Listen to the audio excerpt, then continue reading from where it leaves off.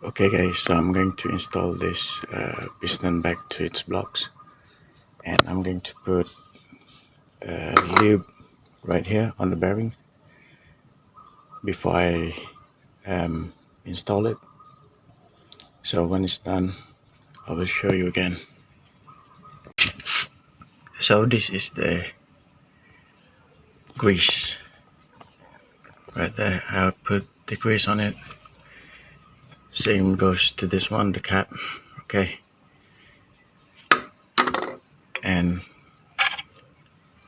I got this very cheap piston ring clamp, so I'm going to use this, and I will spray some WD-40 on it so it can goes in easily.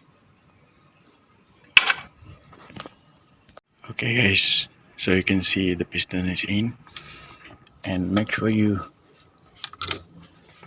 align the ring as well. Don't forget to do that. Okay, you have to make it offset, so to avoid the oil came up, go up to your cylinder head. So if anyone who did this before, they knows what they're doing. Okay, so I'm trying to spinning the crankshaft, see how it is.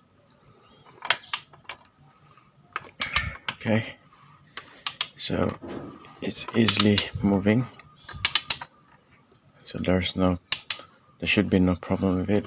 It looks good, everything is in correct order. Okay, there you have it.